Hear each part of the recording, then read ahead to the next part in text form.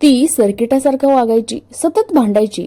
पत्नीला मारून सुटकेतमध्ये टाकणाऱ्या आरोपीचे वडील नक्की काय म्हणाले? मुलाचे वडील म्हणाले, माझा मुलगा राकेश, माझ्या मुलाचा मला फोन आला. तो माझ्यासोबत बोलत होता तेव्हा तो मला म्हणाला, ती माझ्यासोबत खूप भांडत होती म्हणून मी असं केल्याचं त्याने सांगितलं. मुलाची आई म्हणाली, माझी बहीणच आहे, मुलगी माझी सख्खी भाची आहे. काय झालं नक्की? बेंगळुरूमध्ये घडलेल्या एका घटनेमुळे महाराष्ट्र हादरला आहे. कामासाठी बेंगळुरूमध्ये महाराष्ट्रातलं जोडपं राहत होतं. राकेश आणि गौरी दोघांचा काही वर्षापूर्वी विवाह झाला होता. त्यानंतर आता राकेशने आपली पत्नी गौरीची हत्या केल्याची खळबळजनक घटना सगळ्यांसमोर आलेली आहे. या घटनेने दोन्हीही कुटुंब हादरलेले असून या प्रकरणात आणखीन धक्कादायक खुलासे समोर आले आहेत. ते नक्की काय? तर आरोपी राकेश काल रात्री सातारा पोलिसांनी अटक केलेली असून पारगाव खंडाळ्यामध्ये एका 4 चाकी चालकाला रस्त्यावर चक्कर येत असल्याचं दिसून आलं. लोकांनी स्थानिक पोलिसांना फोन केला. पोलीस घटनास्थळी पोहोचेपर्यंत राकेश बेशुद्ध अवस्थेत होता. पोलिसांनी तोपर्यंत बेंगळुरू पोलिसांकडून त्याच्याबद्दल माहिती मिळवली होती. त्या आधारेच त्याची ओळख पटली.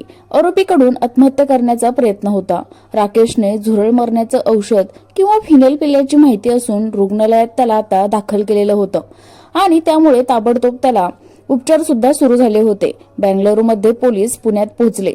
मुलाचे वडील म्हणाले, माझा मुलगा राकेश मला म्हणाला, ती सतत माझ्याबरोबर भांडत होती म्हणून मी असं केल्याचं त्याने सांगितलं.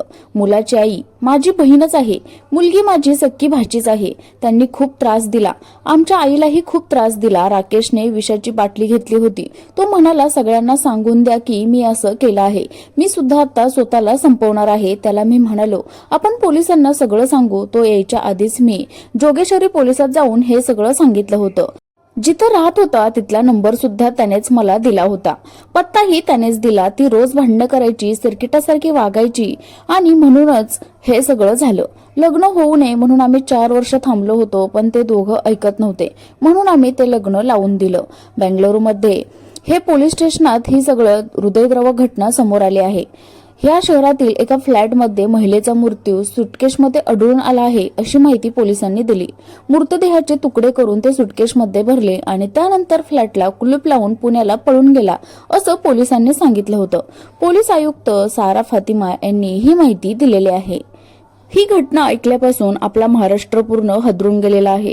तर बघूया आता नक्की ह्या केसमध्ये पुढे काय घडतं ते. तर प्रेक्षक हो, तुम्ही आपल्या चॅनेलवर पहिल्यांदाच आला असाल तर चॅनेलला सबस्क्राईब करायला अजिबात विसरू नका. भेटूया आपण उद्या एका नवीन स्टोरी बरोबर. तोपर्यंत सर्वांनी काळजी घ्या. धन्यवाद.